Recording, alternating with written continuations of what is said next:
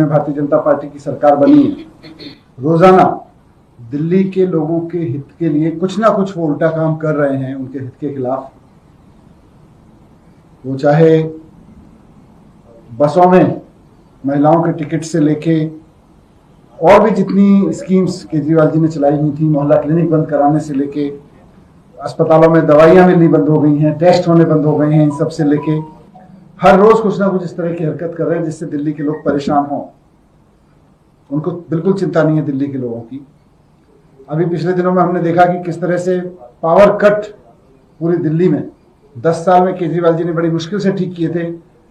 बिजली कटौती के घटनाएं उसको नीचे लाए थे, लेकिन बीजेपी के आते ही वो फिर से शुरू हो गई हैं। अभी जो सबसे बड़ी चिंता की बात है वो ये है कि प्राइवेट स्कूलों ने मनमाने तरीके से फीस बढ़ानी शुरू कर दी है दिल्ली में। आपको याद होगा कि 2015 में जब मैं सरकार में था और शिक्षा मंत्री बना था, तो उस वक्त प्राइवेट स्कूलों की मनमानी फीस पर लगाम लगाई गई थी। यह सुनिश्चित किया गया था कि कोई भी प्राइवेट स्कूल मनमाने तरीके से फीस नहीं बढ़ाएगा। उससे पहले खुला राज चलता था। एक बार आपका बच्चा किसी प्राइवेट स्कूल में दाखिला हो गया तो 2015 से पहले ये स्थिति ये थी कि उसके बाद आप हर साल कितने में लुटेंगे और अगले साल कितना बढ़ के लुटेंगे, ये पेरेंट्स के हाथ में होता ही नहीं था। मन मर्जी से फीस बढ़ा देते थे। लेकिन 2015 में हमने एक एक स्कूल का ऑडिट कराया, बड़े से बड़े छोटे से छोटे स्कूल का।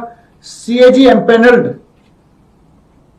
सीएस से चार्टर्ड अकाउंटेंट्स को हायर किया, उनसे एक एक स्कूल का ऑडिट कराया और हर एक स्कूल को ताकीद की कि कोई भी स्कूल सरकार से बिना पूछे फीस नहीं बढ़ाएगा। सरकार की परमिशन लेनी जरूरी कर दिया और केवल उन स्कूलों को परमिशन दी गई जिनमें सीएजी के ऑडिटर्स ने, जो चार्टर्ड अकाउंटेंट्स थे, उन्होंने कहा, सीएजी एम्पेनल्ड चार्टर्ड अकाउंटेंट्स ने कहा कि हाँ जी, इनके पास कोई पैसा नहीं है, इनको सैलरी बढ़ाने के लिए, टीचर्स की सैलरी देने के लिए पैसे की जरूरत है, इसलिए फीस बढ़ाना जरूरी है। उसके अलावा हमने किसी स्कूल को फीस बढ़ाने की परमिशन नहीं दी। एक एक स्कूल की जांच कराई।